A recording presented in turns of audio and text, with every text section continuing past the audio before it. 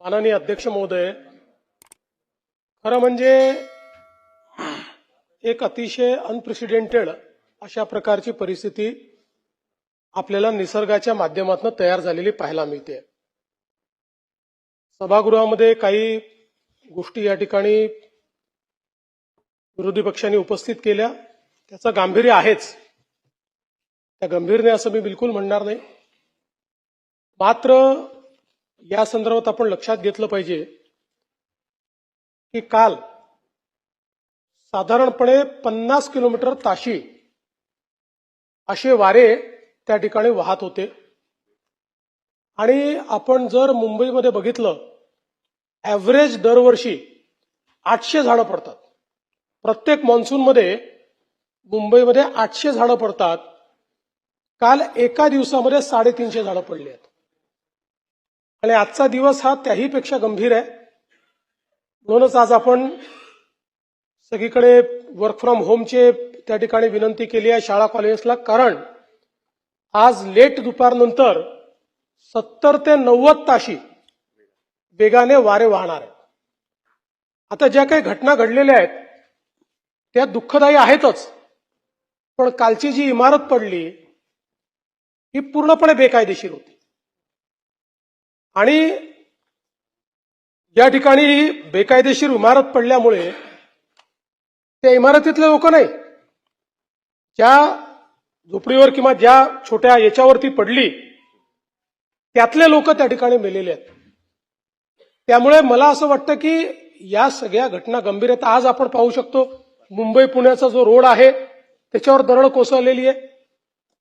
त्यामुळे हे जे काही इव्हेंट्स आहेत, हे इव्हेंट्स आज निसर्गाचं जे काही चक्र बदललेलं आहे त्याच्यातले इव्हेंट्स आहेत। असं नाहीये की या संदर्भात कुठली तयारी नाही करण्यात आली, तयारी केली त्याच्यापेक्षा विपरीत इव्हेंट्स होत आहेत।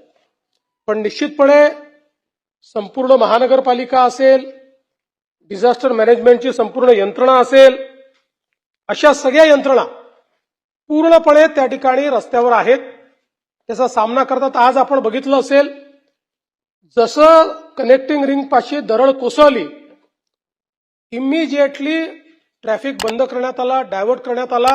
पुण्यातनं आणि मुंबईतनं दोन्ही साईडने लोकांना सांगण्यात आलं की हा रस्ता बंद आहे, त्यामुळे तुम्ही याच्यावर जाऊ नका। आज आपल्याला अडकलेले लोक खूप आहेत बाबा, अशी परिस्थिती त्या ठिकाणी दिसत नाही, कारण अलर्ट मोडवर आपण आहोत। अर्थात काही लोक निश्चित अडकलेले आहेत, जे मध्ये होते त्यांनाही परत फिरून कसं जाता येईल याची व्यवस्था केली आहे। या दरडी काही कोसळल्यामुळे रस्त्यामध्ये पाणी इतकं साठलेलं आहे की त्या ठिकाणी मदत करून त्या छोट्या गाड्या बाहेर काढाव्या लागतात, तेही काढण्याचं काम हे चाललेलं आहे। मला असं वाटतं की आजचाही दिवस हा अत्यंत महत्वाचा आहे। आमचे मंत्री गिरीश महाजन रात्री 1 वाजता त्या ठिकाणी मानखुर्दला होते आणि आजचा दिवसही महत्वाचा आहे।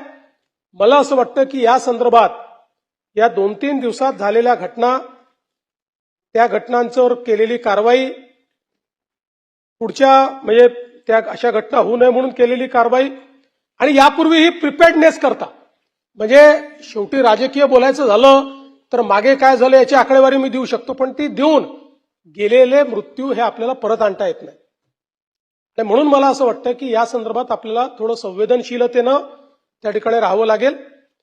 या संदर्भात उद्या पूर्ण म्हणजे आताही निवेदन माझ्याकडे तयार आहे, पण आजचा दिवसही महत्वाचा आहे, त्यामुळे अर्धवट निवेदन करण्याच्या ऐवजी उद्या या संदर्भात संपूर्ण निवेदन हे आपण या ठिकाणी करू। पण आज या सभागृहाच्या माध्यमातून मी नागरिकांना विनंती करतो की आज दुपारनंतर खूप मोठ्या प्रमाणात वारे असणार आहेत, त्यामुळे झाडांवर त्याचा परिणाम होऊ शकतो, टीन वगैरे जिथे लागले असतात तिथे परिणाम होऊ शकतो।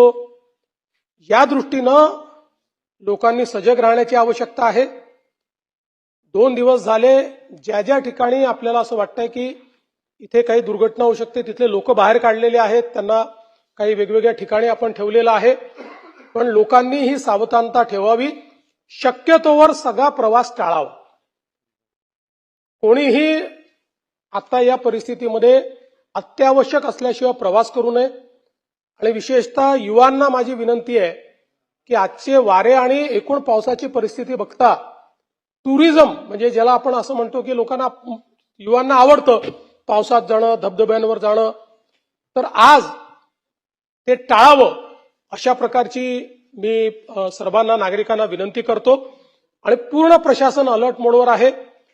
12 वाजता पुन्हा आम्ही जे आपलं राज्य आपत्ती व्यवस्थापन कक्ष आहे त्या ठिकाणी एक पूर्ण महाराष्ट्रातला आढावा घेतो. सगळ्यांना अलर्ट मोडवर ठेवण्याचं काम त्या ठिकाणी आम्ही करतो आणि मी विश्वास देतो की यंत्रणा कुठेही कमी पडणार नाही. ज्या ठिकाणी कुठे कमतरता राहिली असेल तर ती दूर करण्याचं काम हे आपण राज्य शासनाच्या वतीनं निश्चितपणे